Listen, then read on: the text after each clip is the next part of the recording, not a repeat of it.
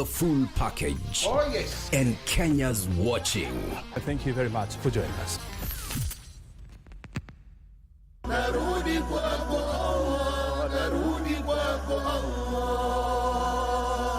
Muislamu anapaswa kuwa na imani kwa Allah subhanahu wa ta'ala na kuwa na ihsan, ambayo yamaanisha kumwabudu Allah subhanahu wa ta'ala kana kwamba tunamuona, kwa sababu hata kama hatumuoni Allah anatuona. Leo katika ulimwengu, awe imam, awe ustadh, awe mtu yoyote ambaye anafanya kazi ya Mwenyezi Mungu, unaweza kumpata ndiyo anakuwa na hasira kuliko watu wote katika jamii yao.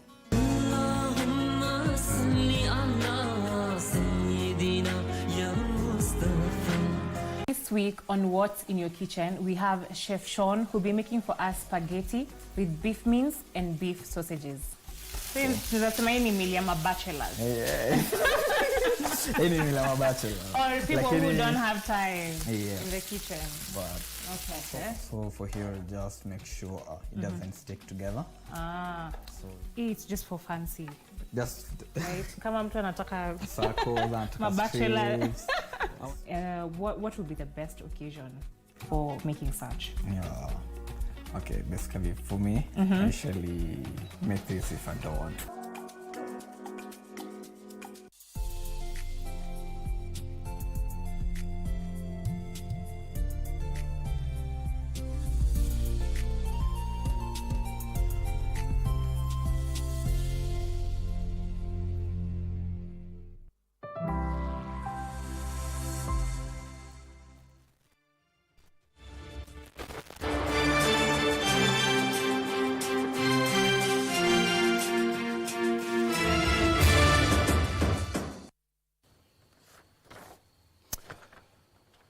It is 10:05 in Nairobi, 3:05 in Washington, D.C., and 8:05 in Johannesburg.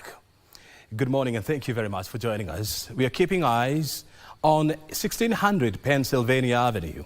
That is the address of the White House. Today is going to be such a big day for President William Ruto. His host, President Joseph Biden. Remember, he's of the United States of he's going to the White House. They enhance the U.S. and there will be a mention about the much-awaited strategic partnership between Kenya and the United States. It has been dragging on for God knows for how long. It started during the former president Donald Trump's time. That was in 2020. We are now talking about 4 years later. This conversation is still ongoing.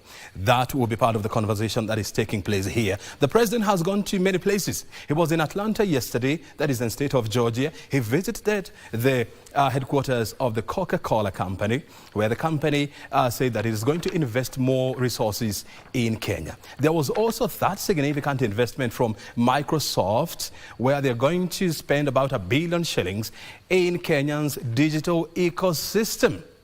It has been a full-loaded trip for President William Ruto, and we have our eyes on the ground just to give you the 411 in regard to that trip.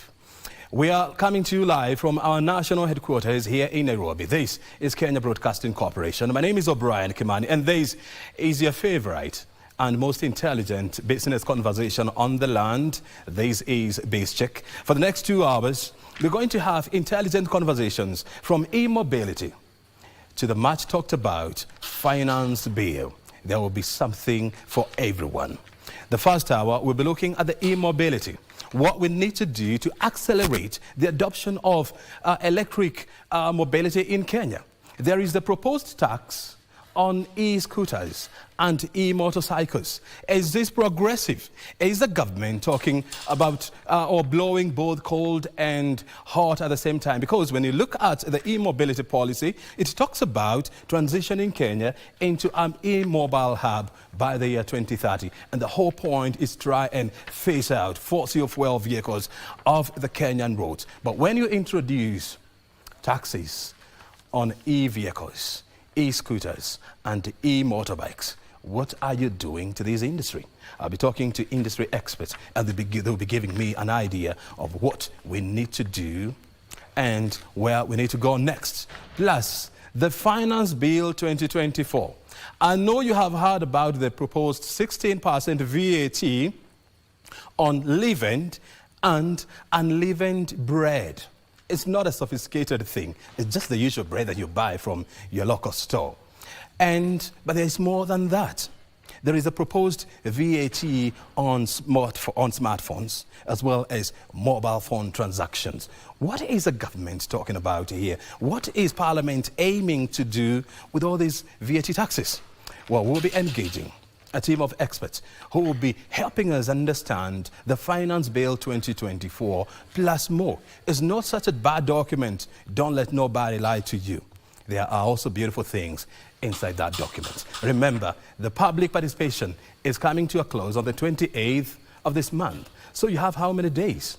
You're talking about less than 4 days from now. Make your contribution to that critical document before it heads to the floor of the House for debate and possible adoption, which is expected to become law on the 1st of July. O'Brien Kimani is my name. I'm so glad that you found time to be with us this morning. I want to introduce our guests. And remember, our team of reporters are on the ground tracking what's happening. We have various events taking place today, and so they will be taking you to the venue of the event and, of course, giving us a live coverage of all those issues. I want to introduce my guests who are in the studio. One of them, by the way, is not so new to us. Where were you in 1994? Yeah, I want to take you back in time. We used to have a show called Omo Pick a Box. It used to appear on this station, your favorite station, KBC. Omo Pick a Box. We all remember the show. His name is Moses Nderito. He's not so old. Don't get him twisted. He's on the show. Moses, how you doing? Very good. It's nice to see you 30 years later. Well, nice to be back. I'm surprised that you're not on a wheelchair. One may imagine that 30 years down the line, you're old and broken. Well, I had an early head start. So by the time I was here 30 years, I was just getting out of my late teens when I started working on Omo Pick a Box. On Omo Pick a Box. Yes. That was quite a show. It was welcome back home. Thank you. Thank you very much. And of course, next to Moses, he's the CEO, by the way. He has transitioned. He's now the CEO or managing director of Basigo Company, which in East Africa. Thank you. We'll be discussing more about that, Moses. Thank you. And just next to Moses, we have Priscilla Okutoi. He's a manager for banking and financial services at MSC. Thank you very much indeed, Priscilla, for joining us. Thank you for having me. I basically want to pick up your brains on the president's visit to the U.S. Today is the culmination of his 4-day visit to the U.S. He's going to have that much expected talks with President Joseph Biden. And what are you looking forward for out of those conversations, Priscilla? I think this visit has been very timely. Just looking at the press and what the president has been able to achieve, he's been able to bring stakeholders from the US that are interested in technology. Just as you had mentioned before, visiting multinationals such as Microsoft and Coca-Cola, of course, gives Kenya a head start to be able to bring investments to Kenya. And it's really important that the president is able to sell Kenya as an investment destination of choice. Yeah. Very good. Moses, I mean, yesterday, was it yesterday or the day before yesterday? He visited the Tyler Perry studios, and I saw Tyler Perry saying, I mean, he regrets missing that meeting with the president. And of course, later on, he had a conversation with basketball legend Shaquille O'Neal. There are reports that he's expected to come to Kenya sometimes in August.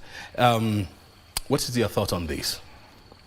I think it's consistent with what the president has been saying. He's been very vocal about the creative economy and leveraging the fact that we've got a youthful population who are already in that space creating their own content. So this just gives impetus to that. They're looking at what is the next level.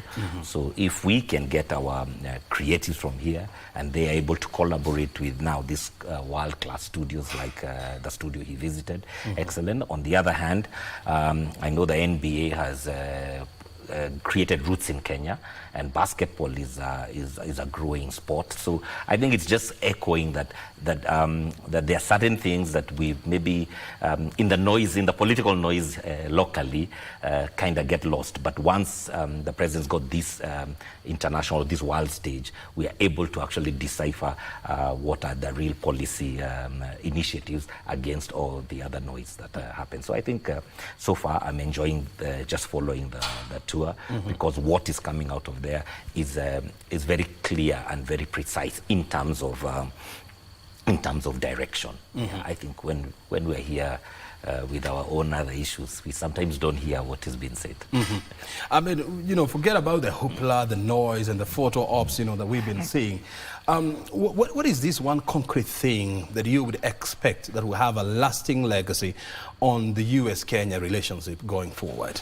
I think from the business roundtable yesterday, and we are privileged as Basigo, our CEO was there. I'm actually the MD of Basigo Kenya, but our CEO was in the roundtable that was attended by both President Ruto and President Biden.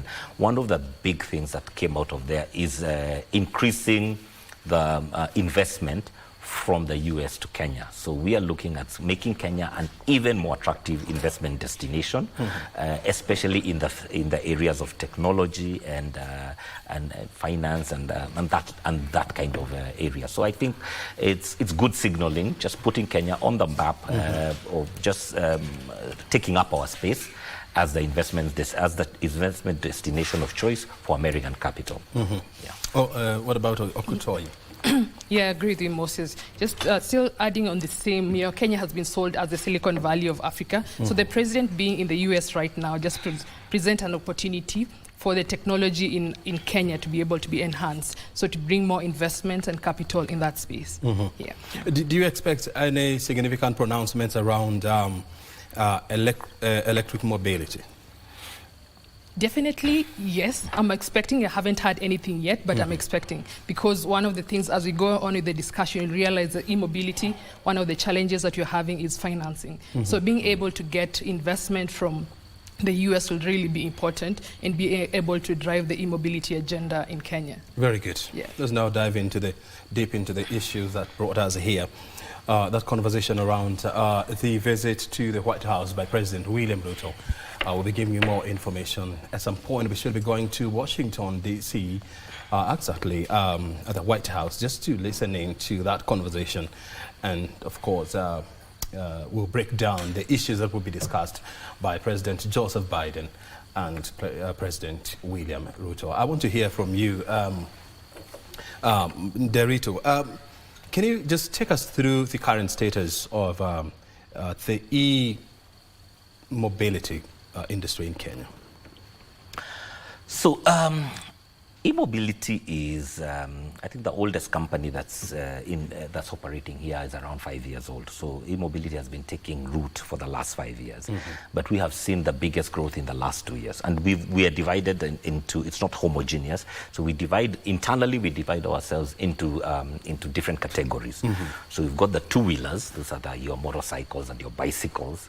And then what we prefer to call the four-wheelers is now what I'm doing, buses and commercial vehicles and also passenger vehicles. We have the guys who are doing charging infrastructure. So that's either fast or AC charging or DC charging, and also battery swapping. Within that same ecosystem, then you have guys who are doing carbon credits. And now we're even seeing an entry into the three-wheelers, tuk-tuks. So there's the mobility side, and then there's also the services that go around with this, with the mobility. Currently, there are around 40 different companies that are in that space. Majority are in the two-wheeler sector, maybe motorcycles and bicycles, and a few of us who are in the four-wheeler sector, but growing at a very rapid pace. So in a nutshell, that's basically the lay of the land of what e-mobility is. We have seen tremendous growth, I mean, just from even for the last 12 months or 11 months, from the last budget cycle to this, we've seen a huge growth, and that growth keeps, we believe, will continue in the near future. Just to take you to yesterday's CEO's roundtable in the US, the president talked about some of the policies that his administration has put in place to ensure the growth of electric vehicles in the country, and he said that the first 100,000 vehicles to be constructed in Kenya or to be manufactured in Kenya will be exempted from all taxes and levies. Do you expect these to help this industry and see big companies like Build Your Dream or BYD from China, you know, coming up and setting up their base here in Kenya?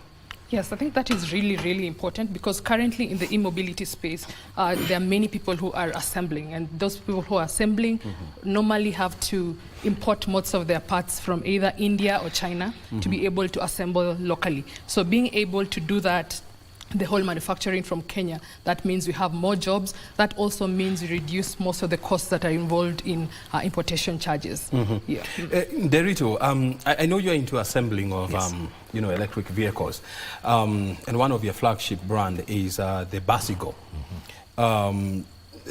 How is this pronouncement expected to spur you and motivate you now to go into full-scale manufacturing of electric vehicles in Kenya? I think what we've been clamoring for is a conducive environment.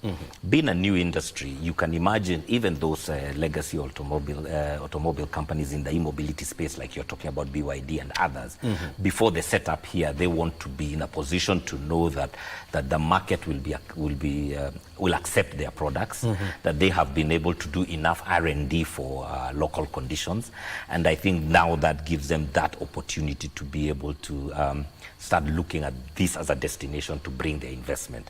So, I mean, if I give our example, before we even started assembly, we were actually running a pilot for 2 years where we had buses on the ground operating, understanding what could go wrong, what are the supply value chains that are available locally, what are the conditions of these vehicles to operate, can we actually get the mileage we want, and then that's when now you move to the next step where it's manufacturing.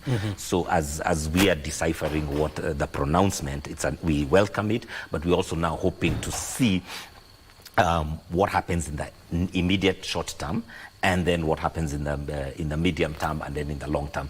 The long term objective being that we are moving those supply chains here, that all those vehicles can be done both for Kenya and the region, and Kenya becomes a hub for actually local manufacturing and assembly of vehicles. But we still have to deal with a short-term problem, which is the R&D. So for example, the guys doing motorcycles, it's taken them between 3 to 5 years to just get the product right, because the product we use here, and compared to how you use a motorcycle in China or in India they use motorcycles for personal commute. Here we use motorcycles as commercial vehicles, so you can't just take the vehicle from that market, bring it into this, and then put it out into the market. So there is a bit to decipher, but I think it's preaching to the choir. We are excited and singing hallelujah. Even as you sing hallelujah, I mean, look, last year the government removed excise duty on electric vehicles. It's lowered from 20 to 10%. What has been the impact of this? So actually, excise duty was removed a bit earlier. So what last year, it was removed in 2019. What last year the finance bill, which is our current finance act, did is they removed VAT and in 3 categories. And the first category was bicycles, electric bicycles, and then there was motorcycles and electric buses, and as well charging infrastructure. What has that done? Immediately we can see, if you think about, go back a year ago, delivery in Nairobi was predominantly motorcycles. Now you are seeing more bicycles. Bicycles is an easy entry into a delivery business, last mile deliveries, and bicycles are actually more efficient. So those guys doing deliveries of your KFC, of your groceries on bicycles, on electric bicycles, are actually being able to earn more per kilometer because they're using a much cheaper mode of transport. In the same breath, we have seen an increase of motorcycles in that space. So that also, and more players coming in and now moving from just doing fully built units and beginning to set up assembly plants here as that value chain. On ourselves, that has given us the opportunity to be able to lower the price to the end consumer, because the buses we're building are for the matatu industry. That immediately brought down that price by 18%, by 16%. That made it more affordable, because whenever you talk in mobility, you always have to remember that the biggest challenge is the high upfront cost. Electric vehicles are expensive, but expensive to buy, but very cheap to run. But that brought the price down. We were able to pick orders. Speaking as Basigo, we were able to actually get 500 orders, and these are people who have paid deposits. So right now the current 500 orders. 500 orders, and we had to stop taking orders. Because, you had to stop? Yes, we had to actually That's stop how taking big the orders. market is. Exactly. So now those are the orders we're trying to fulfill in the next year, in the next 12 to 18 months. And you can. So you're not taking new orders? Right now, we wouldn't be able to take new orders because we have to ramp up that local production to a point whereby we do not disappoint the customer. And remember, this is a market that has choice. If we don't deliver, they'll move to somebody else. So if the guys doing motorcycles don't deliver, there is a different alternative. Yes. Be it might be a one that is polluting the environment. So we have, all of us in the e-mobility industry are working very hard. And so what we are looking for is an opportunity whereby we know for the next 3 to 5 years that we've got a stable fiscal policy, we've got a stable incentive policy that allows you to invest accordingly. So yeah, so that way you're not, every budget cycle, you're not going back to say, oh, what we got last year, please can we keep it and can we have a bit more? Yeah, and that way we'll spur investment. Priscilla, I like the fact that he's bringing in the whole idea of how big the market is here in Kenya, and the fact that they are not taking in new orders, I mean, is a testament, that there is a huge demand, for electric vehicles in this market. In 2023, almost 3,000 electric vehicles were imported. And that shows you that there is tremendous potential. And then there goes the question, then how do we protect the growth of this industry, because it's quite nascent, by ensuring that we have the right legal framework in place and predictable policies in place at the same time? Thank you so much for that question. So just to begin where you've stopped at policies. Policies are very important to be able to advance this sector. So we need policy incentives for fast to be able to just support the industry. So the policy, for example, just what Mr. Director has mentioned, the policy should not be for 1 year, for example. We need extended periods to be able to support the manufacturers and the suppliers to be able to serve their end users. Secondly, just to add on that, on policies, we also need legal frameworks to be able to support new entrants. So for example, just Basigo has already built their infrastructure. If another entrant comes into the market, do they have to build the infrastructure from scratch? They should be able to leverage what is already in the market for them to be able to advance even faster. So policies are very important. We also need, financial incentives. So can we give grants? Can we also have partnerships, for example, with county governments? Because you see, there's a lot of electric mobility in Nairobi, but in the counties, not so much is happening. So, for example, can county governments provide land so that at least operators like Basigo can be able to go and set up shop there just for free for some time and just be able to get some capital incentives to support also youth empowerment. The other thing that can be done in that space is also technology transfer, as well as training of young people just to go into that space. You'll realize as much as e-mobility is really new, we don't have many people with the technical know-how to be able to service that space. So can we have also many more people being trained on how to support that industry? Yeah. Just to give you some back-end information, I'm privy to the information that there is a major manufacturer of electric vehicles who is seeking to set up shop here in Kenya. They have gone to the county of Nakuru.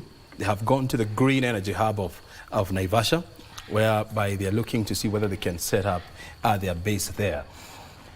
Then what do we need to do, Derito, just to get many players in this market? Because, I mean, look, the EV market is being driven by two players. You have Tesla and you have BYD.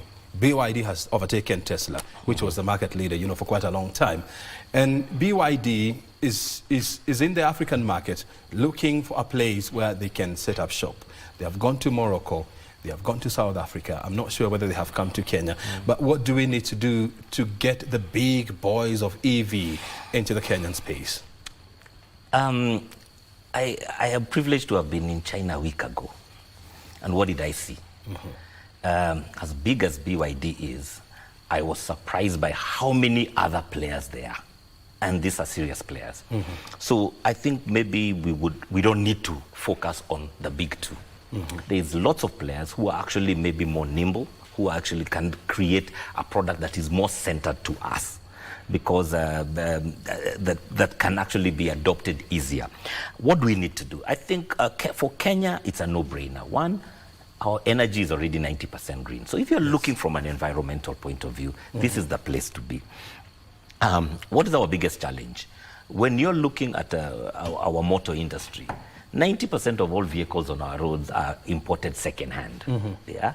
And those are going to start drying up. So we have no choice, but because if you look at the policies and regulations that Europe is putting, and Japan, second-hand vehicles, they are, especially with the extended user responsibilities, they will not be able to dump those vehicles that they have already used to end of life onto Africa. So we have no choice but to be able to say that now we are not going to be consumers of second-hand vehicles. We are going to be consumers of brand new, and those brand new vehicles will be electric. Why? We have the power. We have a lot of green power that's available. And more than that, we have more power at night. And if I give you an example of a matatu, if you buy a matatu today, 6.6 million shillings, and you give it a life of 8 years, in 8 years, you'll have spent 15 million shillings worth of diesel. Yep. If you buy an electric bus, you will pay 15 million shillings upfront, so more expensive. But what will you have spent? You'll have spent, in its 8 years, 8.6 million shillings worth of locally generated power. So which is a better deal? Where you spend 6 million shillings in Kenya, and then exported 15 million shillings in buying fuel, or where you actually spent 15 million shillings to bring a more expensive vehicle, but all the energy came from Kenya. It's all local energy. That is the biggest selling point what we have. And we must look as a country, what is our competitive advantage? Our competitive advantage is the fact that we have a young population that is tech savvy, that wants the next big thing. And the next big thing in mobility is electric mobility. We have abundance of energy resources that are green. Those are the resources that are going to power the next set of mobility, or the current set of mobility. So that is where we must play. And then now is to create that conducive atmosphere that Tesla can come and create a Tesla vehicle for the African market. Use Kenya as the testing ground, and then use it as a springboard to then move to the rest of the AFCTA or the entire African continent. If we look at Kenya only, I think we lose the point. We have to actually look at Kenya as being the hub to be able to do the assembly and manufacture, and then move it into the region or the hinterland around us. And I like the fact that you appreciate that, you know, let's face it, I mean, electric vehicles, you know, the entry cost, you know, it's expensive when you compare it with other fossil fuel-driven vehicles. But why are they expensive, by the way? That's a very simple one. Our ICE vehicles, or ICE vehicles, we've been building them for 100 years. The technology is so mature. So if you're doing a diesel engine, you've been building this diesel engine and just doing, you know, periodic improvements over the last 8 years. So that's a very mature industry. Now you're coming to an industry that is 10 years old. Even in those developed worlds, it's 10 years old. So far, the technology is still very expensive. Of course, the beauty that's what's happening is the battery prices are reducing dramatically. So battery was the biggest cost, because technically the rest of the components are the same. You're using the same rubber for tires, you're using the same aluminum or alloys for the body, but the battery costs are coming down, and they're coming down dramatically. And what is happening else is also economies of scale. If you're producing 500 or 200, you don't have that. You don't have the muscle to negotiate compared to a Toyota that is doing millions. But now, what you're seeing with BYD and Tesla, as acceptance, as they've got to a level of acceptance, they're able to negotiate better rates. They're able to bring their cost of their prices. So prices have been going down. BYD has actually, prices have been going down, while every other type of vehicle prices have been going up. And that's actually, it's a matter of scale. And yeah, it's economies of scale. That's what's actually going to give us that impetus and make it affordable. Priscilla, I want to hear this from you. Look, you know, last year the government reduced excise duty from 20 to 10%. This was expected to spur the growth of electric vehicles into the Kenyan market. President Ruto, who is in the US, is also talking about exempting all Kenyan manufactured EV vehicles from any form of taxes, you know, for the first 100,000 vehicles. You know, that's a significant number. But when you go through the finance bill, which is undergoing public validation, the Parliament is seeking to introduce, or the National Treasury wants to introduce what they are calling the eco-tax. Okay? And on top of that, they want to introduce VAT on electric bikes and buses, together with solar and lithium-ion batteries.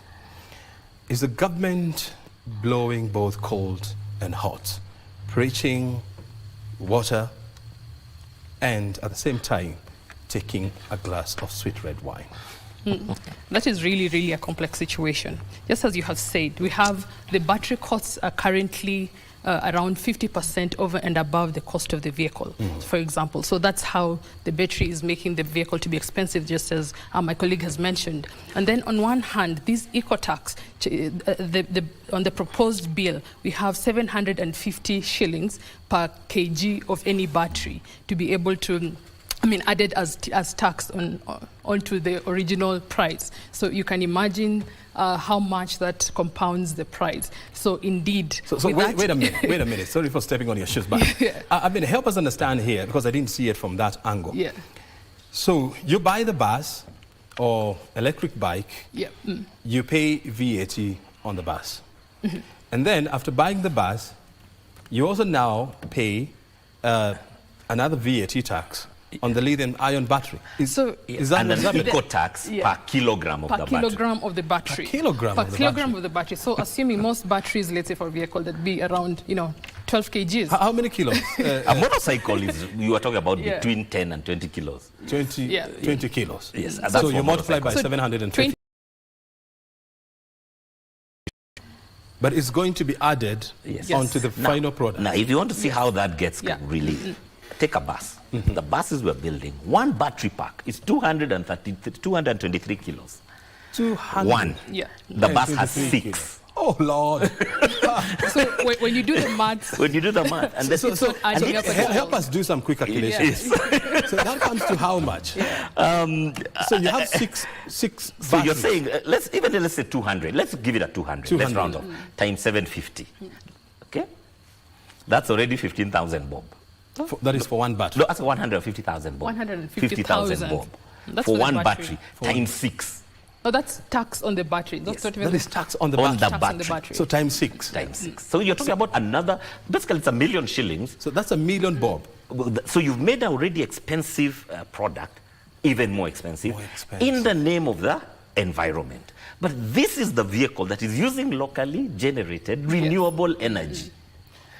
So, because when we're talking environment, we want to reduce CO2 emissions on the environment. So that is the whole point of going green with e-mobility. So it beats the purpose for us to, on one hand, we want to reduce CO2 emissions, but on the other hand, making the barriers of entry very high, because that will make it very difficult for operators to get into the industry. Derito, have you talked to Parliament over this? Well, to the Budget Committee. So we have, as the Electric Mobility Association of Kenya, where I am, now it's Vice President, no longer Vice Chair. So we have put in our basically our submissions to them and in writing, and we've also then raised that with the parent ministry, which is the Ministry of Investment, Trade and Industrialization, and as well with the e-mobility task force, to just be able to say that yes, one thing we must acknowledge, that government is run using tax, and that has to happen. But then we also must then see this is it a progressive tax? Is it in line with what the government is saying, as you rightfully put it? So I think what we are trying to say is, if we're going to drink sweet red wine, let's all drink sweet red wine. Yeah, this water business, let's leave it on the side. Have a situation whereby but some people are drinking water, exactly, and others are enjoying a well-chilled red wine. Exactly, and it's the same thing. I had the chair of the finance committee saying that the reason why there is a 2.5 circulation tax is because of to curb emissions. And then I said, so why is then that also being put on the vehicles that that actually reducing, are not emitting? Yeah. So I think there is maybe a blanket way of looking at things. Let's just put it across. Maybe it's easier to in administration, but I think it's ill-advised, and I'm hoping that during the public participation and because of the pronouncement the president has made, we believe that this is something that will be reversed and needs to be reversed. Otherwise, we will actually be killing an infant industry. You see, in that meeting where the president made that pronouncement, in the House, there were top officials from the National Treasury. This bill is drafted by officials from the National Treasury. Is the president privy to what the National Treasury is doing in the background? I hope that's to you. Wow. Honestly, there are very many different task forces that have been formed in the e-mobility space. So I hope my colleague, Mr. Nderitu, is able to, just push for the president to be able to renegotiate and be able to just change some of these. Well, let me put it this way. I believe, I honestly and hand on my heart believe that the president is a proponent of e-mobility. And I'll give you an example. In the last finance bill 2023, there was nothing on e-mobility.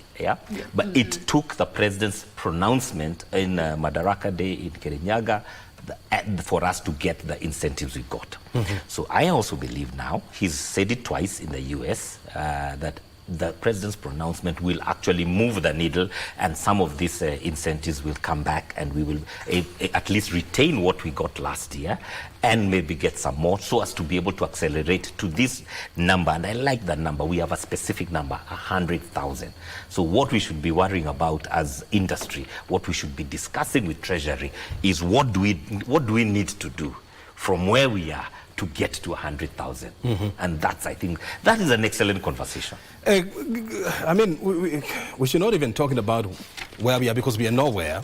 Number one, we don't have any locally manufactured electric vehicles. What we have are assembled vehicles.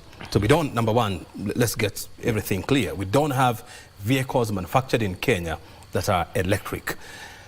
So when the president is talking about 100,000 electric vehicles being manufactured in Kenya, then Okutoi, what do we need to do then to ensure that we get players who will set up their base here to start the manufacturing of electric vehicles in Kenya?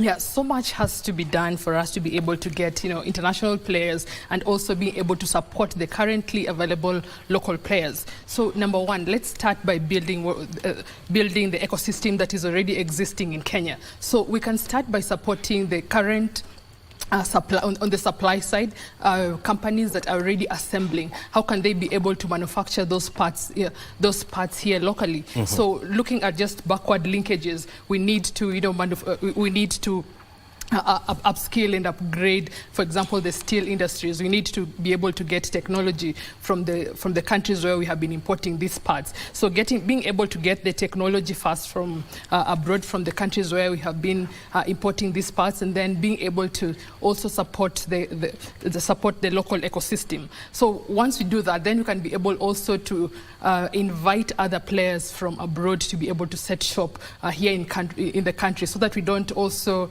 kill what is already existing in Kenya. Yes. If I just chime on that, I think I take the view of that sometimes we very liberally use manufacturing and assembly. interchangeably, because what we've had in Kenya for 50 years is a vibrant assembly business. Yes. Started 50 years ago with AVA and KVM, and then that has been put under a lot of pressure because of the fully built units, second-hand units that we import. So I believe when the president's talking about this, I think he's also looking, as we are moving towards manufacturing, we must start at assembly.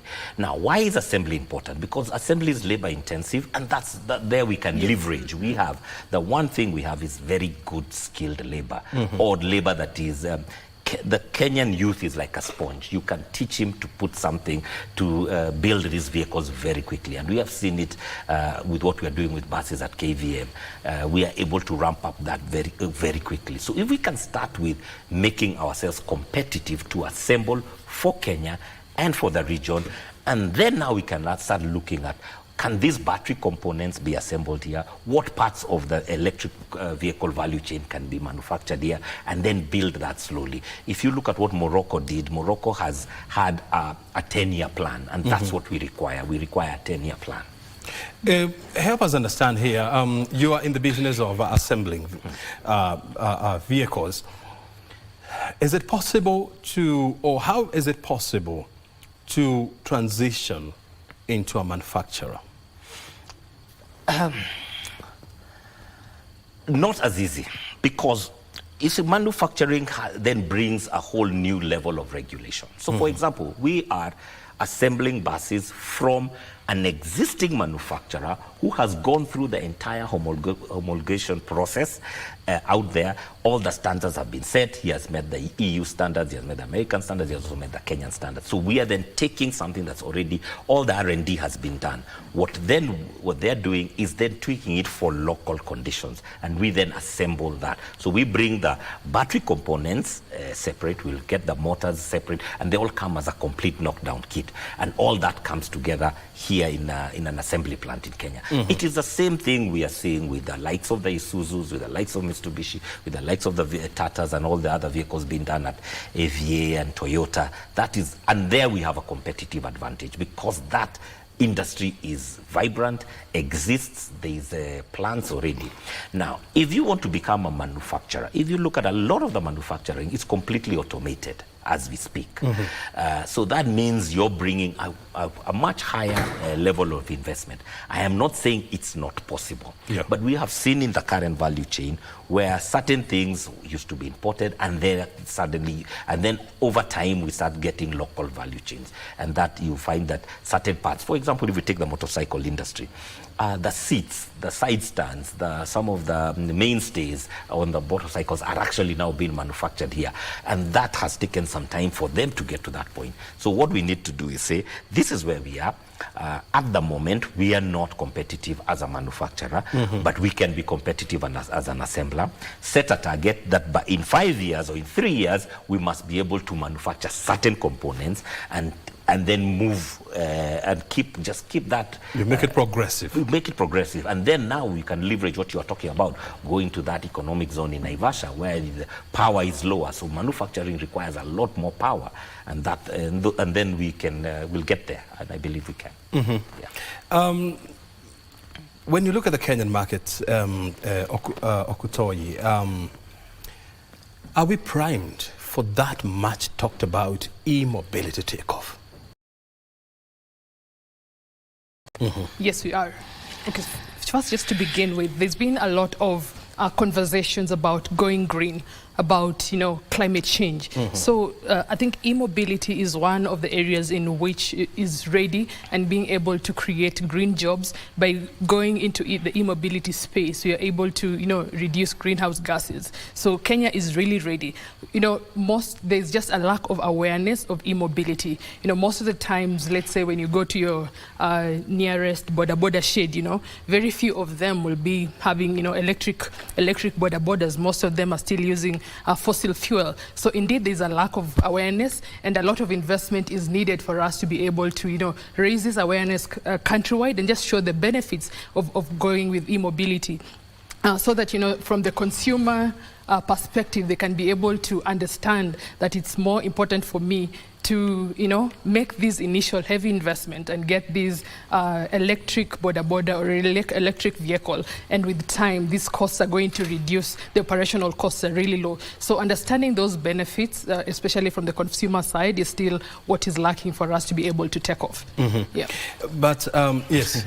I think when we started, you alluded to my age, but let me use let me use that to my benefit. Yes. If you had asked somebody that same question, is Kenya primed for mobile telephony 30 years ago? Yeah. Why would my mother have wanted a phone? Knew? We had a phone connected on the wall. Yes. Why would she want to the landline? Yes. Why would she want to walk around with that phone? And what is this emergency? She would have asked, what is this emergency that somebody must find me at every single point? And you would not have seen that we were primed to actually get to the point whereby these gadgets become what they are. Now, we are at the point whereby we are at the beginning of a new revolution in mobility. And this revolution is actually saying that moving, most of us drive our vehicles 20-30 kilometers. Yeah. Okay? So from home to work, you put it in the parking. There is no better vehicle to do that with. Either you use public means or you use an electric vehicle. Because already you've reduced your carbon footprint by just doing that commute. Now, if you're using a vehicle for just personal use, everyday commute, you don't need charging infrastructure. You charge that vehicle at home, in your house, at night, when the only thing that's consuming power in your house is your fridge. Everything else is off, and maybe your phone if you've plugged it on your bedside. Yeah. So that's why we have such excess power. That gives us an opportunity as a country to start leveraging on what we have, and what we have is clean, green energy. So that's the first step. Now, imagine if we could replace all these smoking matatus in the CBD just around the corner here. Yeah. Did you just call them smoking matatus? I mean, if you walk in the CBD, you can feel the soot. Yes. If you replace them with electric vehicles, what then have you done? One, you've dealt with noise pollution, and you've also dealt with toxic emissions in one swoop. And you've given the owners more money in their pocket. And I like the fact that you have brought in the issue of what the smoking matatus, the smoking vehicles are doing. And to give you a vivid example, look at one of the most towering hotel chain in this country, the Hilton Hotel, located at the junction of City Hall Way and Moy Avenue and Mama Gena Street. They closed their business in the CBD because they said one thing: they couldn't keep up with the noise pollution and air pollution because of a famous Kencom bus terminus that is just next door. Yes. Can you imagine how many people were affected by the closure of Hilton Hotel City Center? From the workers to suppliers to everybody else. It's even a landmark in Nairobi. And it's just a landmark. Yes. I mean, just the other day, I heard it is going to be turned into, what do we call those many shops? Exhibition centers. And I mean, I plucked off my hair. But let's not go to that direction because it'll get me angry. And I don't want to get angry. Look, can we talk about driving the growth of electric vehicles in Kenya, and at the same time taxing the component that power electric vehicles, and at the same time allowing for the importation of second-hand retired fossil vehicles from Asia in Kenya? Those three things cannot sit in the same sentence. If we are being clear, honest, and progressive. One, I do not want to sound elitist and say we should ban second-hand vehicles, because I think the second-hand vehicles... I think you should. I mean, they don't do this in South Africa. Yes, but the second-hand vehicles have got us to where we are. But right now, that's going to happen naturally, because your source markets, our biggest source markets is Japan and the UK. because of the issue we have with right-hand drive. That's our biggest. We will not be able to get those vehicles. So we cannot be waiting for electric vehicles to be 80 years old in the UK or 80 years old in Japan. Then we buy them. That will be end of life. Maybe the batteries will be degraded. So we have to actually make that that initial step. So look at what Ethiopia has done. Ethiopia has decided we have so much power and very cheap power. And they've literally banned ICE vehicles. If you want to buy an ICE vehicle, it's 300-400% tax. But electric vehicles, no tax. So what they've done is they've leveraged on the resource they have, which is power, and they've said if you want an electric vehicle, that has lowered the price of electric vehicles compared to an ICE vehicle. That's happening just up here in Ethiopia. Is it possible to do that in a politically sensitive environment like ours? I don't think so. I think if you then show people the alternative, and right now, and if we're being honest, this is going to be driven by the two-wheelers and the public transport. The two-wheelers? Yes. So it's the motorcycles, it's the border borders, Yes. it's your bicycles, and it's us who are doing commercial vehicles, buses and trucks. That is where the low-lying fruit will. You and I can be fickle. We want a car that can go to Mombasa, but we never drive to Mombasa. That's whenever we say, oh no, an electric vehicle cannot take me home, but we don't go home with our vehicles. So what we do is we drive them from Kileleshwa to town and park them. So I think that area of passenger vehicles, taxis is a different story. What have I seen in China? In China, they are replacing every ICE taxi with, so they're not licensing any new ICE taxis. They're only electric or hydrogen or compressed natural gas. So there's a transition. Now here we, as you say, politically, we tried to transition from 14-seaters. We've been doing that for 20 years. We've not been able to. But now the transition is going to happen whether we like it or not. Because you will not be able, in a few years, you'll not be able to buy a second-hand vehicle from those markets. So you'll have to think about, will that vehicle be locally produced or will it be an electric vehicle? And we also don't want to encourage that we become a second-hand market for electric vehicles. And that's where assembly comes in. Assembly. I think just to add on to what you said, I think transition has to be very progressive. You know, we cannot just have, for example, tomorrow to have a policy where, there's no more importation of second-hand vehicles. So it has to be progressive, but you have to give ourselves a timeline to be able to go fully green. So right now, since e-mobility is such an infant industry in Kenya, how do we protect it and nurture it so that by the time lapses, we are able to have a mature industry that can be able to serve not only Kenya but the region. And thank you for that input. I also wanted to bring in this aspect. I mean, look, when you have 98% of all vehicles on the Kenyan roads being driven by the internal combustion engine technology, if we were to flip the coin and say that in 10 years' time we want to flip the coin and have 98% of all vehicles on Kenyan roads being EV and 2% being ICE, what then do we need to do? And what kind of political decisions do we need to make so that we ensure we get there? Because let's face it, I mean, some of these decisions, they require a lot of political sacrifice and they require the intervention of the highest leadership in the land. Thank you so much for that question. There's so much that you can do, but let me just major on three key items that, in my opinion, are the main barriers of entry to e-mobility. So first of all, finance. So finance, looking at it both from the supply side and the demand side. So on the demand side, you have, for example, the two-wheelers. Right now, most of them are not able to go and get asset financing to buy that electric boda.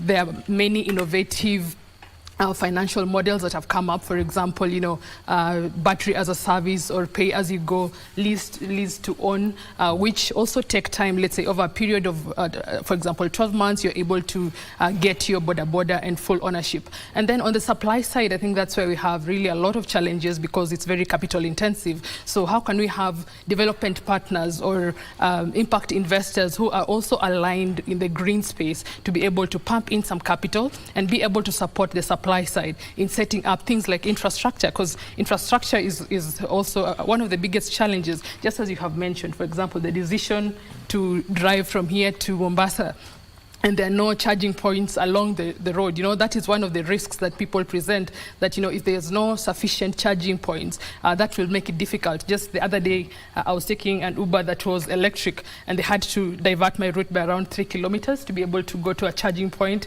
And the queue was really long. We had to wait around 15 minutes. And yeah, so in as much and that is a cost on you. Yes, I was excited. I'm riding on an electric taxi. However, it costed me around 20 minutes just because of the delays at the charging point. So indeed, we have very few charging infrastructures. So can we also invest in that space, and also for these charging infrastructures to be interoperable? So that means that one operator can be able to go to the next operator and be able to also charge their vehicles, because right now one company will only go to their own charging points. So can they be used by any other operator in the market? And then this is what we call infrastructure sharing. Yes, exactly. And then, of course, lastly, we've dealt on policies which are really important. So how can we have policies that incentivize more suppliers and more players into that space? But when you're selling the message of heaven, you start with milk and honey. So you show how good heaven is. And if we were to look at the message of e-mobility, I'll show you where we are saying our biggest cost in what we import is fuel, $500 billion. Now, if we then were able to reduce that, even by 10%, that's $15 billion a month that we save in Forex. That's a lot of money. Yeah. Okay? So, and then, once now you've bought the message of going to heaven, we now can tell you how difficult it is to get to heaven, because there are certain things you must do. Yes. Yeah, you must live by certain principles, and that's what we are doing. So we can see the bigger picture is this is where we need to do. This is where we need to go. We buy we've bought that big picture. Now we have to live a heavenly life to be able to get there, and that is so transition. Any transition that you say you must do tomorrow, and we know how us Kenyans are. If you tell me I have to be, for example, on e-teams tomorrow, I'll dilly-dally. Yeah. But if you give me an opportunity to see the value and transit, so that this is growing as I am exiting, because there's also natural attrition. There are vehicles that actually get out of the market deliberately, by just natural attrition. If we can start replacing those with e-mobility, with non-polluting vehicles, then this gospel becomes easier to preach. But I think the fear is when you say it will happen tomorrow and it's a switch. That becomes very scary, then people resist. Wow. If you want to preach the gospel of heaven, you must start from milk and honey. And what else? And meat. It's usually milk and honey. I don't know what milk and honey. And harps and angels singing. Did you ever try a career on preaching? It's not too late. Derito. Good luck. Look at the time. And we have to wind it up. But that was a great conversation, which I believe is going to help in reshaping conversations around EV. Derito, asante sana for finding time this morning to be with us on the show to help us put this conversation together with Priscilla. You people, your time is up. You're dismissed. Thank you for having us. Thank you very much. It is 11:01. Yes, it is 4:01 in Washington, D.C. In a couple of hours, we shall be linking up with our team in Washington, D.C., 1600 Pennsylvania Avenue, just to get a glimpse of the conversation between President Joseph Biden of the U.S. and the Kenyan President William Ruto on the much talked about state visit, the kind of conversation that will take place in the eastern wing of the White House. We shall be helping you break down the issues and, of course, helping them make sense to you. O'Brien Kimani is my name. The first hour is gone. We are coming up next with the second hour on the finance bill. That's right. You need to stay here for that conversation. We are taking a break so that we can pay some bills and I can grab myself a glass of water. Stay right here.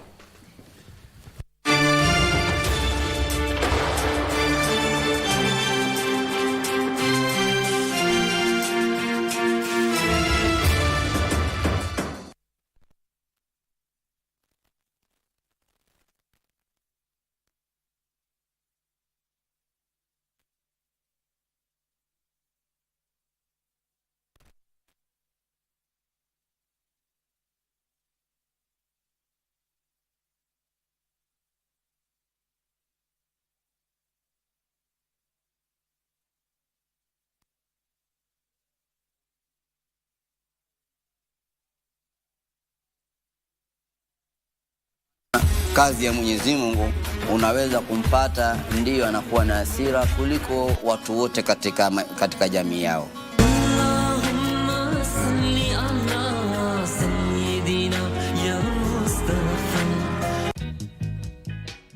Find out what Kaikari is up to. Just be careful how you deal with that man. The fact that I read the Bible does not make me stupid. By now you should know that Ronald double-crossed us. How? Ruth! What's up with you and Nick? Come on, Alice. We've always been close. We need to find Ronald, and fast. Find out about Ruth. My instincts tell me he's not straightforward. Nini uniambi? Yeah, she knows too much. Dad and I were not in good terms before he passed on. It hurts like hell. Sorry, Alice, I didn't return your call. I was held up. I know you're a busy man. I understand. Was just passing by. I wanted to talk to your boss. My boss? You have way too many bosses. Stop! Keep off, woman!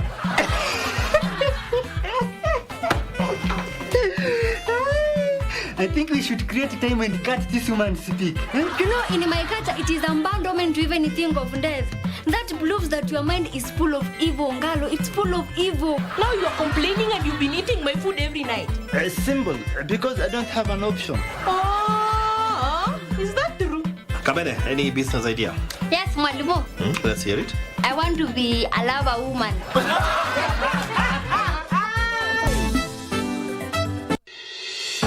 The cause to reform the global financial architecture is gaining traction the world over. Here in Africa, Kenya is leading in this push.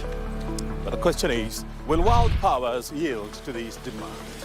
It is a conversation that will continue, but I think our president has done very well and is providing that leadership even as he travels abroad.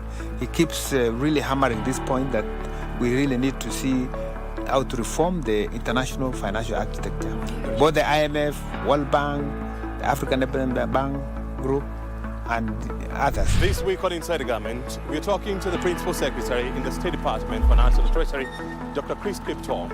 Our conversation will revolve around the upcoming annual general meeting of the African Development Bank, the agenda, and the expected outcomes. Watch this conversation right here on KBC Channel 1 with me, O'Brien Kimani.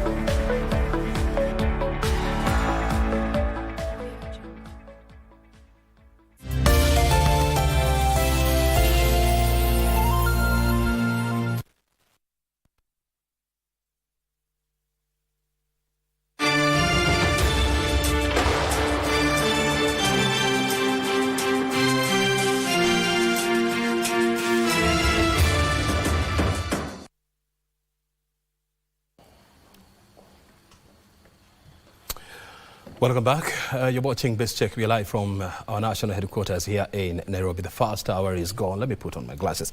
The second hour is starting right now. We're taking you to the county of Siaya.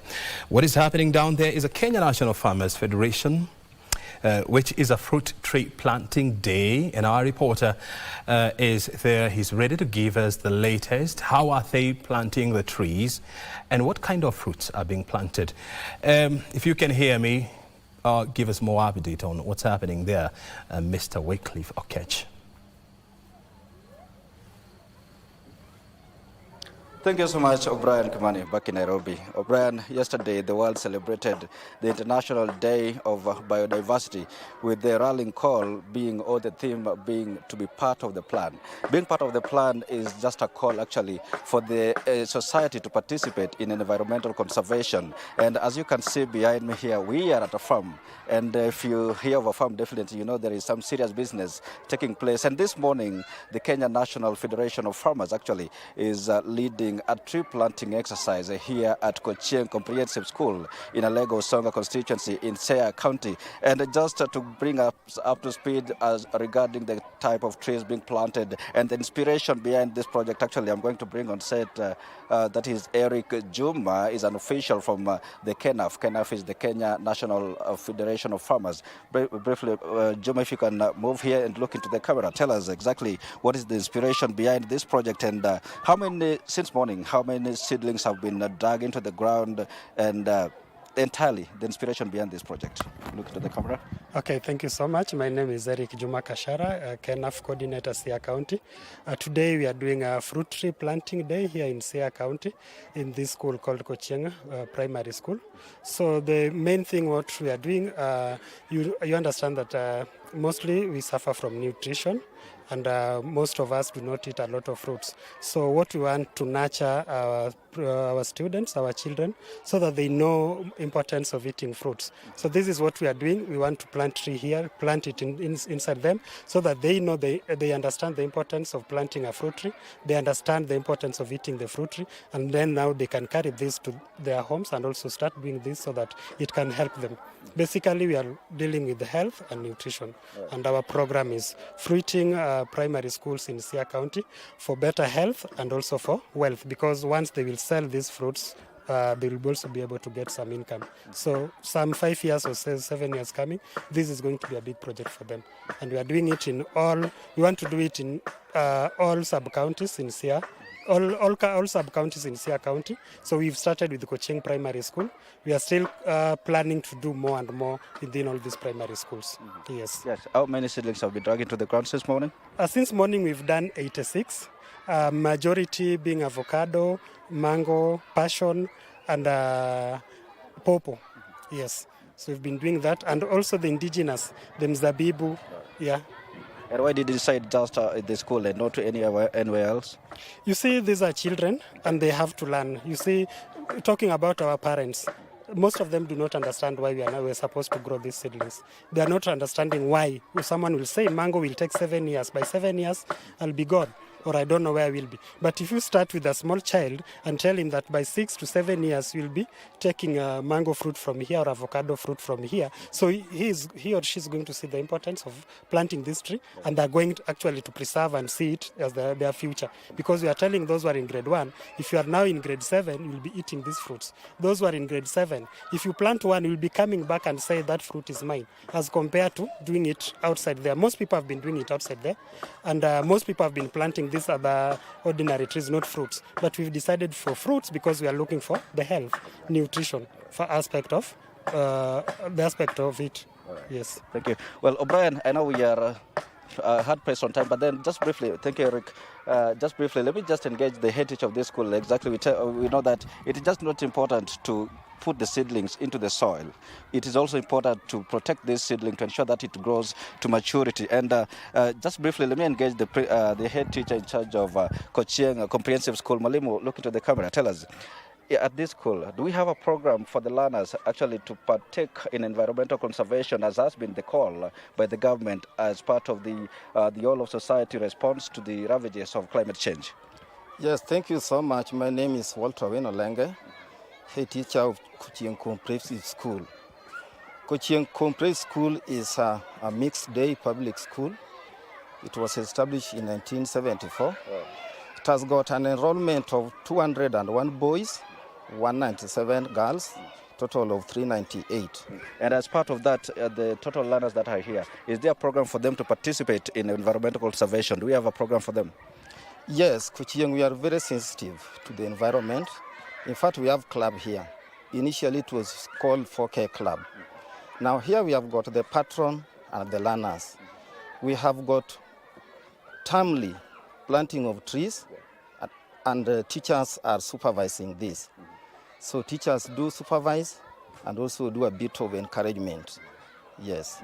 And today, lastly, KNAF, that is the Kenya National Federation of Farmers, is leading this exercise at Kochieng specifically. And do you have strategies for the school to ensure that the seedlings that are being dug into the ground this morning will be protected by the learners through that program? Yes, Kochieng is a very good school with very responsible people.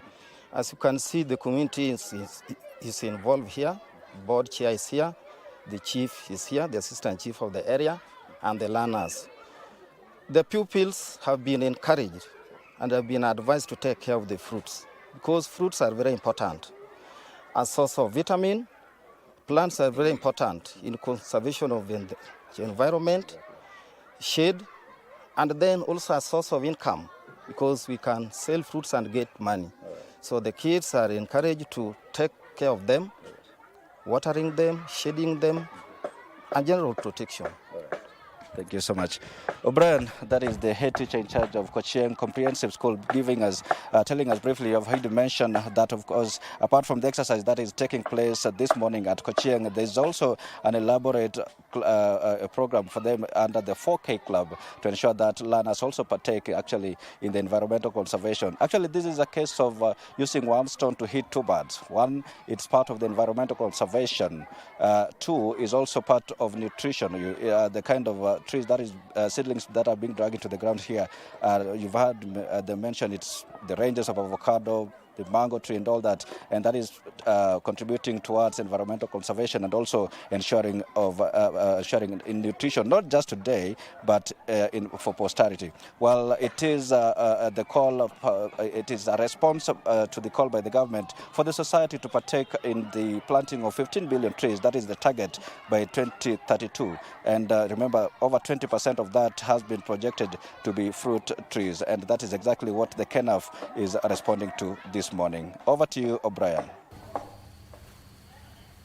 Thank you, Wycliffe, in Siaya County. And I like the fact that, as a society, collectively, all of us, we are playing different roles in ensuring that we green our country and we achieve the much desired forest coverage of 10%.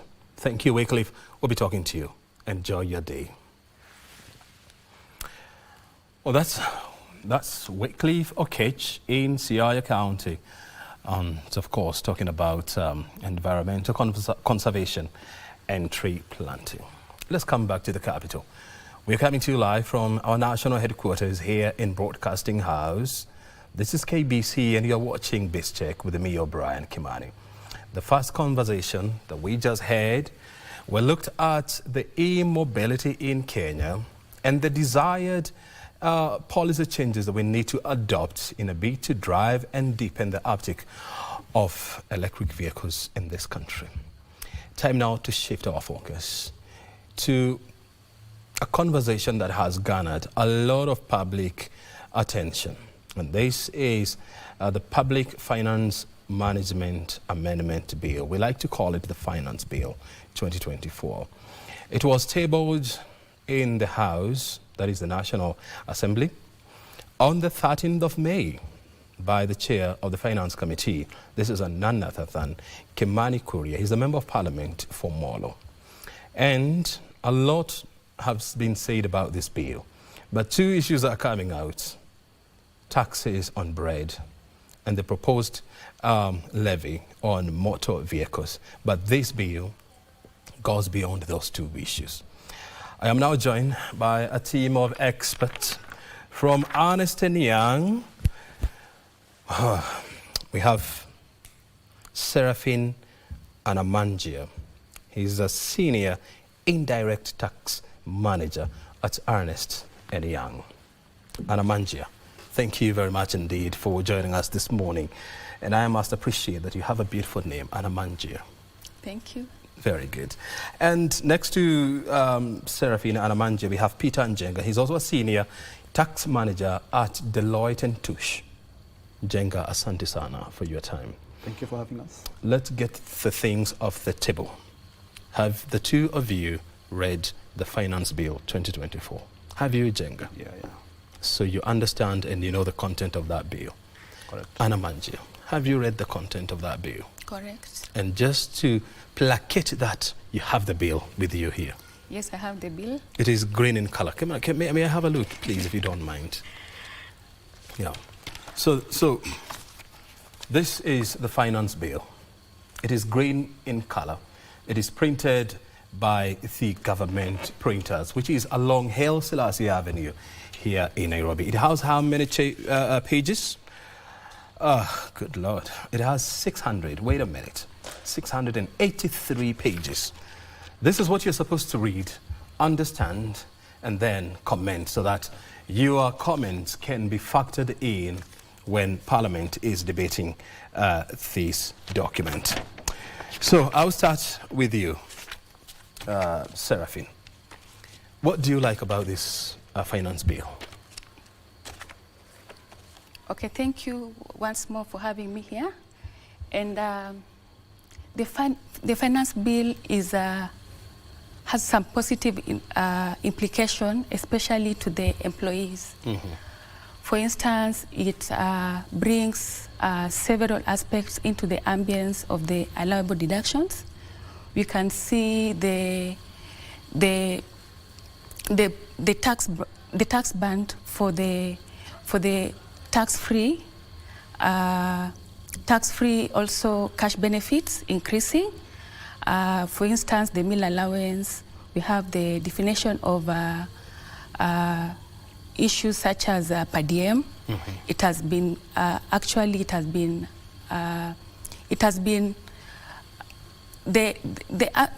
ambience of the issues like the meal allowance has been clearly defined. What is a meal allowance? Meal allowance is when you're maybe they give you lunch, for example, on a day-to-day basis, maybe given lunch for 2,000 Kenya shillings.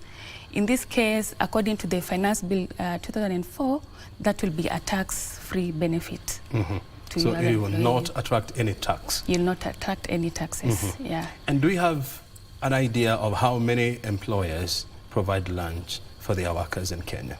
Do you have an idea? I mean, you don't have to break your brains trying to figure out that number. What I know, my employer does not provide lunch. Your employer does not provide lunch? Does not provide lunch, yeah. I'm also going to surprise you. Neither is my employer.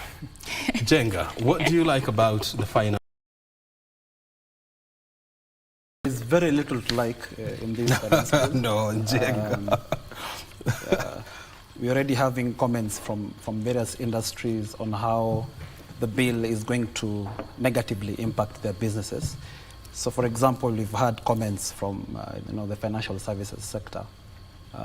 There's a proposal to introduce, or rather to increase, excise duty on money transfer services provided by banks.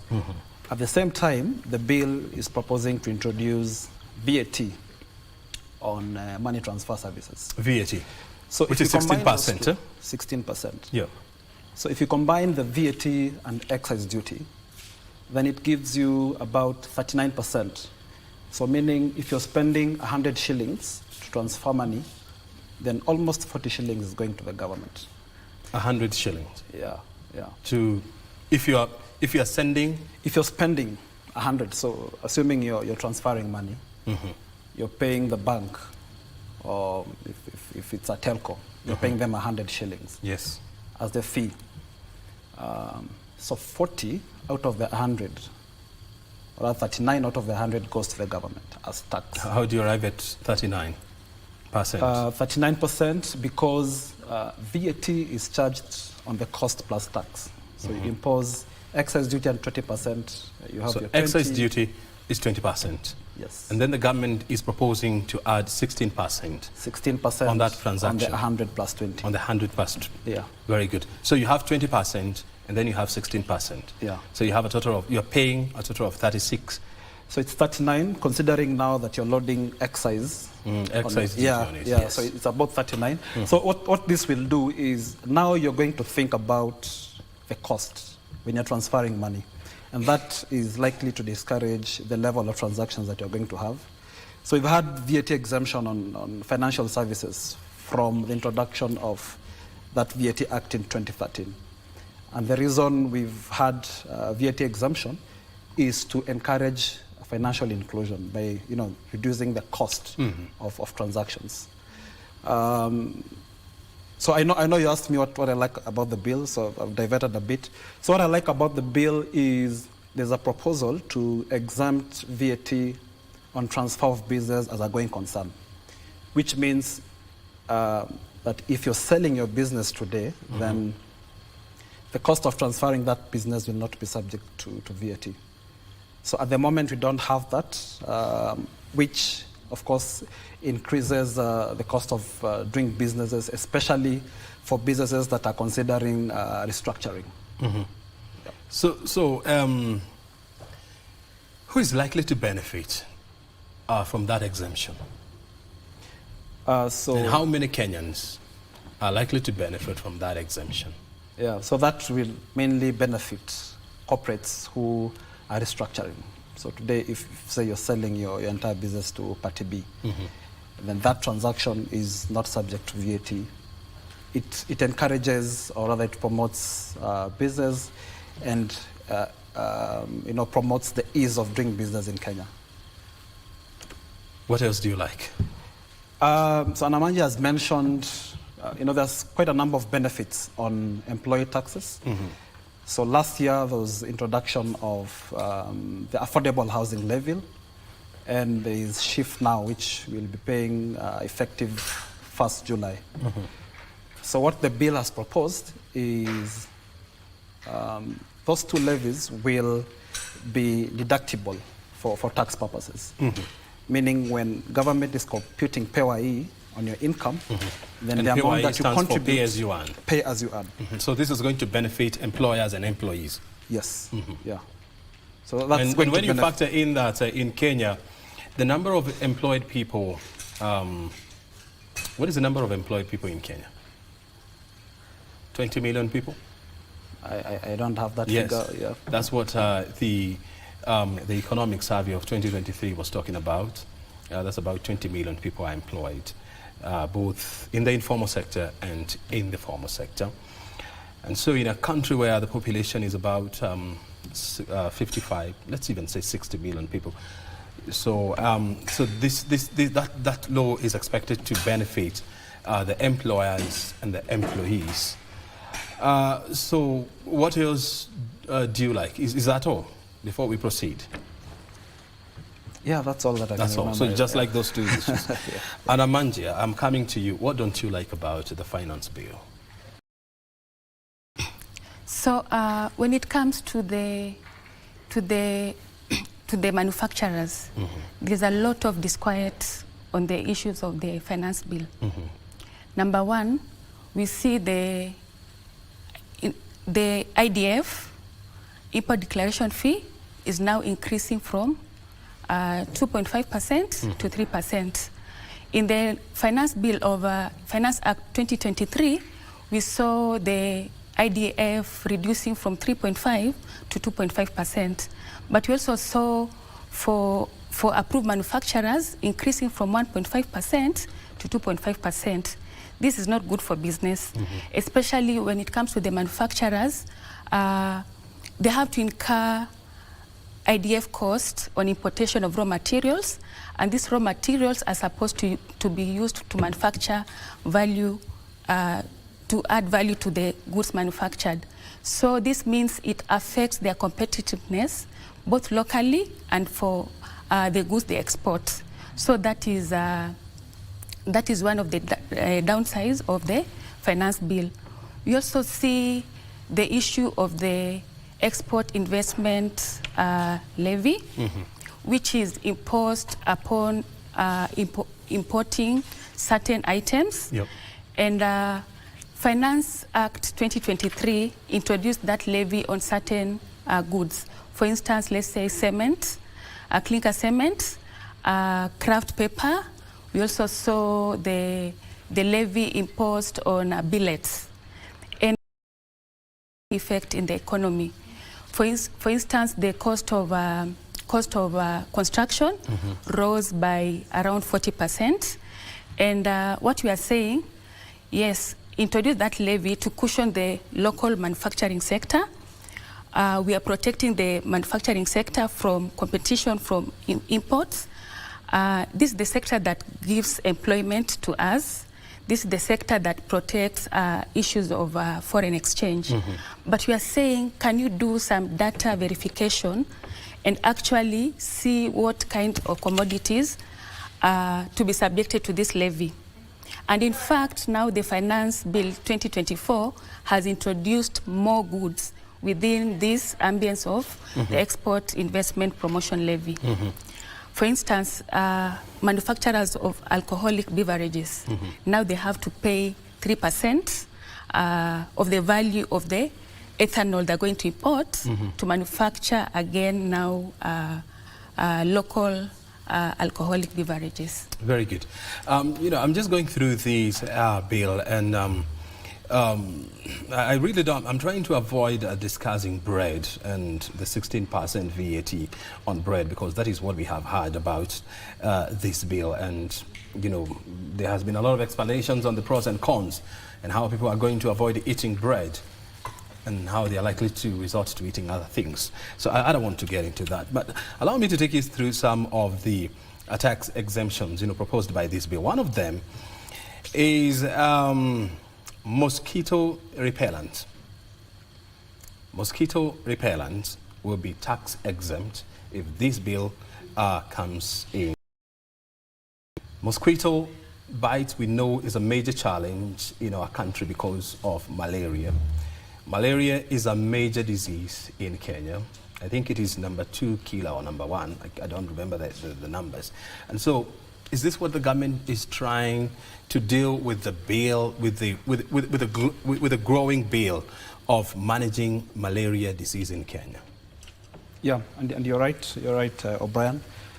So malaria prevalence in Kenya is quite high, and the government and the households spend a lot of money in treating malaria. Mm-hmm. So this proposal will reduce the cost of purchasing mosquito repellents, mm-hmm. and that will reduce malaria prevalence. If you look at the bill, it has also proposed VAT exemption on raw materials used for manufacture of mosquito repellents. Mosquito repellents, yeah. Yeah, so that, of course, again, will encourage investment in manufacture of repellents in Kenya, mm-hmm. and that will further reduce the challenges that we have revolving around malaria disease. Mm-hmm. Yeah. Another proposed exemption is VAT exemption for tea packaging material. What is the government trying to achieve this? I mean, I know we export almost 95% of our tea, and there has been a campaign to try and encourage more Kenyans to consume more tea. Do you see the nexus between the two? Yes, so you may have heard the president mention, I think either last month or earlier in the month, that they are trying to encourage local value addition of tea. Mm-hmm. So by exempting VAT on packaging material, then you're reducing the cost of, adding value and manufacturing tea in Kenya. Mm-hmm. So at the moment, I think what we do is we grow, then we export. Mm-hmm. Yeah, so this is just to encourage value addition. Mm-hmm. Yeah. Amananjia, I want to hear this from you. You come from the western part of Kenya, right? Yes. Where, sugar growing is like the main economic mainstay in that region. How do you feel when the government is talking about introducing VAT, 16% VAT, on transportation of sugarcane from farms to milling factories? Okay. And what is this likely to do to that industry? Okay, right now, as it is, the sugar industry has been on its knees and trying now to come up.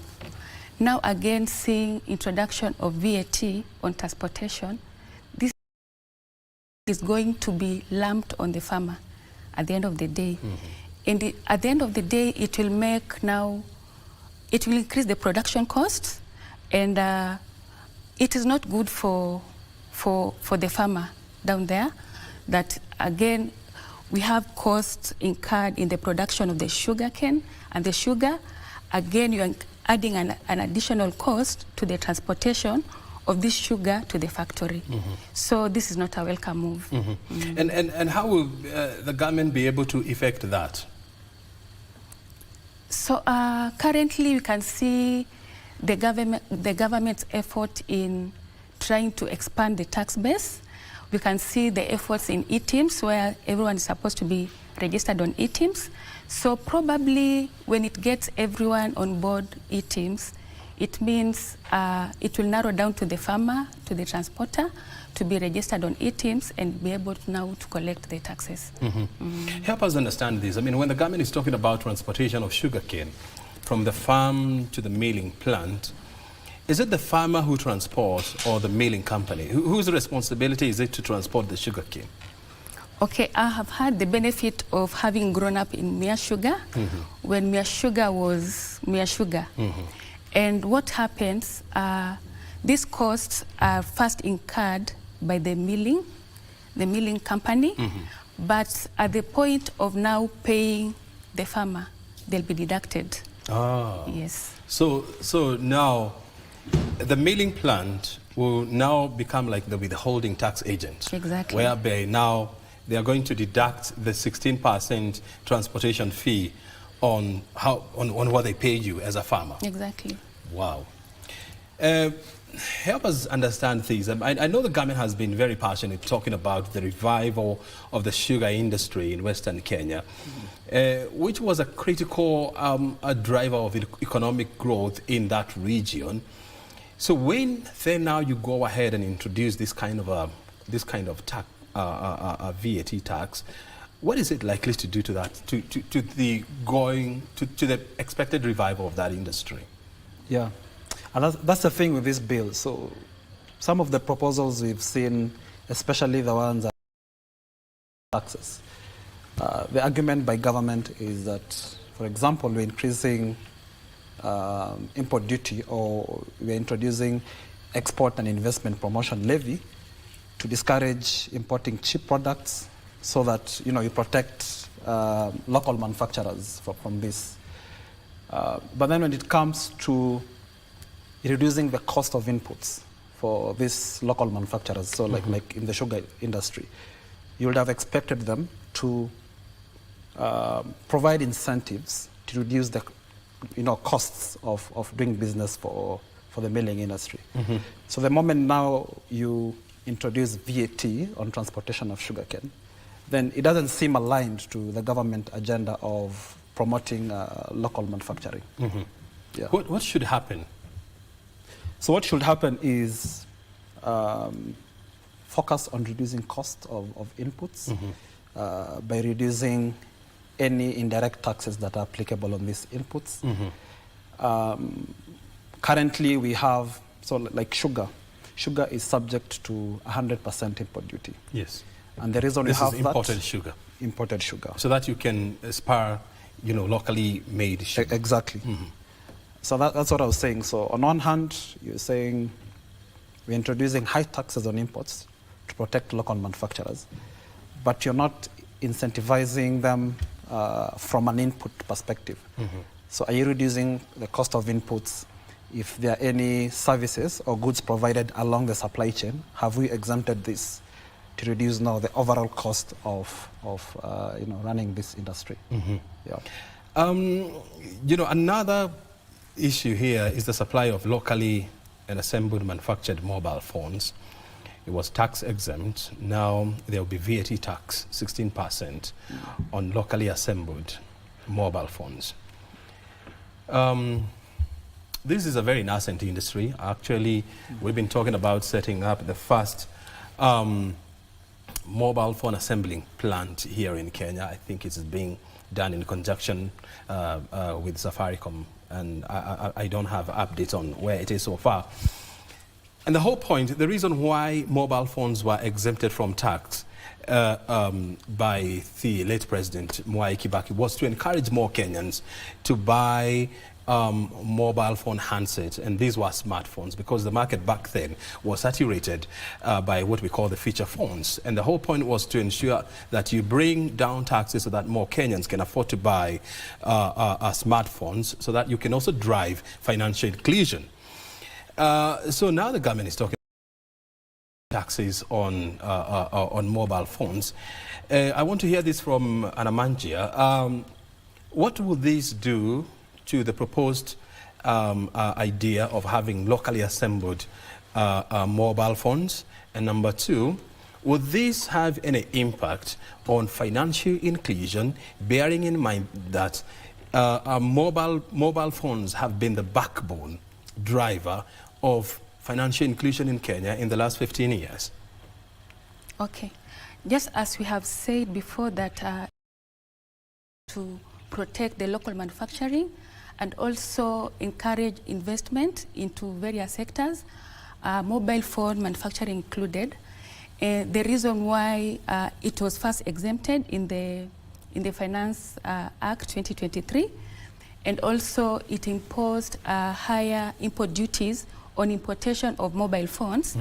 That was to kind of a punitive measure to discourage more importation of mobile phones, and in turn encourage the local manufacture of mobile phones.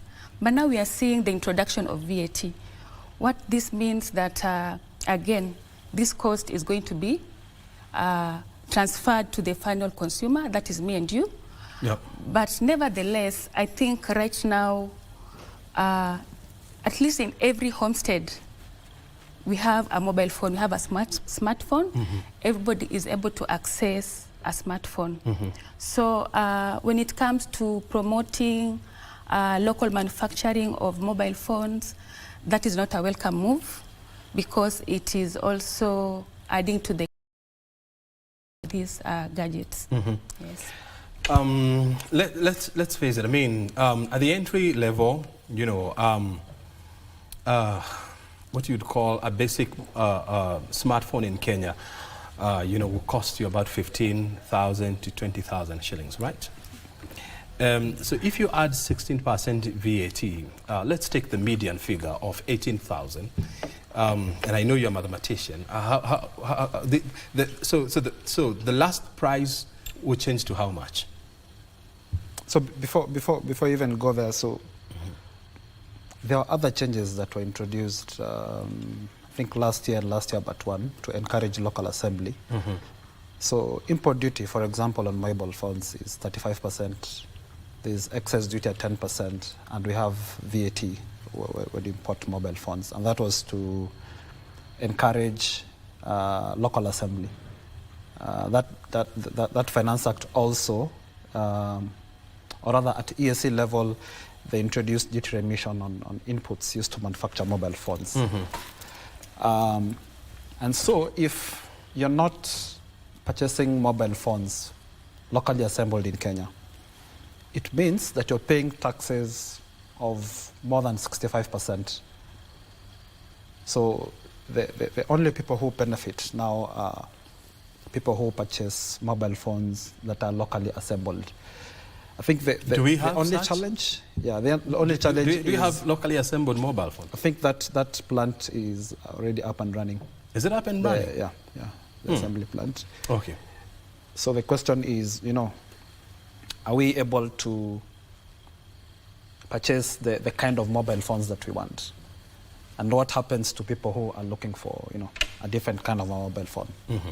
Then it means for you incur, you know, 65% in tax. So if you're buying a mobile phone worth 10,000 shillings, then around 6,500 shillings on top relating to import taxes. 6,500 shillings of 10,000 shillings will go to the government in form of taxes. Yeah. Wow. So how is this then likely to impact the acquisition of smartphones in Kenya and government drive to digitalize services and, of course, financial inclusion? Are we likely to see a situation whereby people will now be forced to go back to feature phones, which are cheaper? Yeah. So the fact that I think encouraging local assembly of mobile phones is a good move. It means then you have, you know, an average phone available to especially local income earners at a cheaper price. I think the people who get affected are, you know, people who are looking for mobile phones with advanced specs. What that does is it encourages people now to avoid tax and, you know, try and import tax without import mobile phones without paying taxes. So of course it you know what mobile phones have done is encourage or promote access to the internet. So if these mobile phones become unaffordable to the local mwananchi, then you affect, information that can be accessed by a majority of Kenyans. Yeah. I also want to hear this, Namanji. I mean, the government through various policies has been trying to encourage more Kenyans to move to more healthier cooking oils, like sunflower, corn oil, and so much. This bill seeks to revise the excise duty rates on goods, whereby one of the targeted commodities is vegetable oils of tariff codes, which is going to move up by 25%. Explain to us the impact of this. Okay, now vegetable oil is used in every homestead in Kenya. The common mwananchi, bottom-up economy, mama mboga selling mandazi by the roadside is likely to use vegetable oil. Now going again to increase, to propose addition of 25% excise duty on vegetable oil, ordinarily means the price of vegetable oil is likely to go high. Mama mboga will not be able to afford vegetable oil while making mandazi along the roadside to sell to you and me. And again, the disposable income to that mama mboga, me and you, is likely to go low, and eventually, ultimately lead to a lot of unemployment, especially to this informal sector that apply and use vegetable oil as a source of income. So even to me and you seated in the house comfortably, we also need the vegetable oil. And the disposable income that we have and the other issues of inflation is not even sufficient to cater for that increment in the vegetable oil. So at the end of the day, we are going to see increase in the prices of other commodities because of the increase in the price of the vegetable oil and having a ripple effect to our normal lives. And so we are also likely to see a situation whereby people are likely to revert to a solid, we call them what? The solid oil, not oil, solid mafuta. I mean, I can't remember the name. And which of course is not good for your heart. So we're likely to see cases of heart diseases, going up. And so is this a strategic move? And why do you think the National Treasury, Mr. Jenga, wants to tax vegetable oil? Yeah, again, similar to what I mentioned before. So, number one, vegetable oil is also subject to duty at 35%, so very high.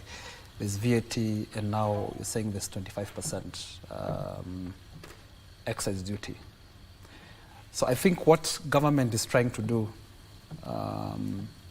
is increase the cost of importing this product.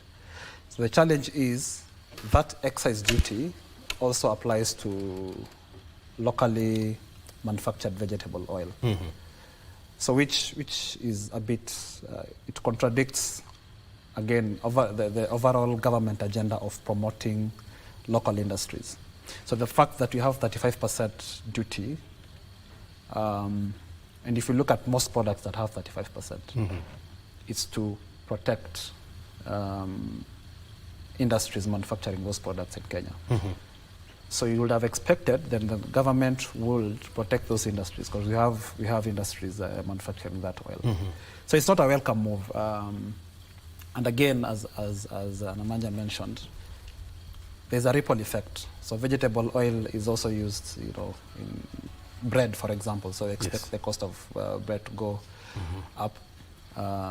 Crude oil is also being affected by this. So manufacture of because soap. we import a lot of crude oil. Yeah. So manufacture of soap is also. So think about anything that is manufactured using crude oil, or now any food cooked with now refined oil, we expect the cost to go up. So that further increases the cost of living for the common mwananchi. So it's not a good move in my view. And I know the government has been on an agenda to try and encourage the cultivation of sunflower plants, corn for corn oil, soybeans, so for soya oil. And first of all, I want to appreciate Millicent Award. She's reminding me that the mafuta that I was talking about, it's called the solid cooking fat. Thank you very much, Millicent, for that. So is the government, and I was raising this question before, so is the government, having a conflict of policies on some of these issues? Because you can't be raising taxes and on cooking oil, and at the same time you're encouraging the consumption of cooking oil. Anamanjia. Again, in addition to that, the government, we have seen a bid of the government trying to promote the agriculture sector, and now we are seeing, on this other hand, when you grow the sunflower and other products that are used to produce the vegetable oil, again, we are seeing this product being subjected to excise tax. So now you'll wonder, is it trying to promote the local agriculture, or you are trying again to increase the cost of production of these products? Something else that is worth highlighting is the fact that if this bill is adopted by the National Assembly in its current form, telephone and internet data services will go up. The exercise on this will go up from 15% to 20%.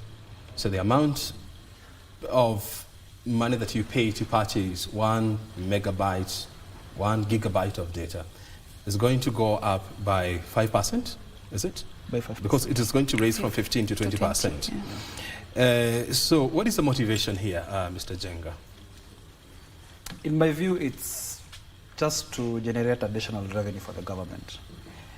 And we've seen that rate, for example, excise on money transfer by telcos was 12% in 2022. Last year, it moved to 15%. And the reason behind that was to harmonize the rate of excess duty applicable on money transfer by banks and money transfer by telcos. So both were at 15%. So again, it moved from 15%, now 20%. You may have seen the national tax policy, which I think came about last year. And one of the things that the national tax policy is trying to do is provide a predictable tax environment for businesses. So the moment you keep changing tax rates on goods and services, then you affect businesses, because businesses make long-term decisions.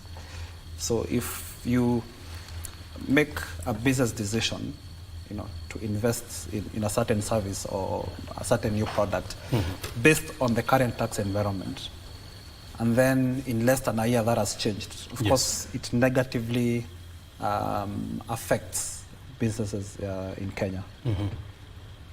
And something else, you see, so when you increase the cost of data, and when you look at Kenyans, 75% of Kenyans, they access the internet using their mobile phones, not their laptops, not their desktops. And majority of these are young people, and majority of our young people are not employed.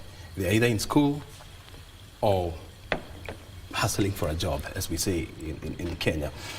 And so these are the people that you are going to impact with the expected with a hike in excise duty on data and services. And I know the government has also been very aggressive, especially the Ministry of Information, Communication and Digital Economy, trying to encourage more people to go digital. So is this likely to be a counter move, Amananjia? And Amanja. So we have seen a shift also to now tax services which are offered by non-residents on the digital platform.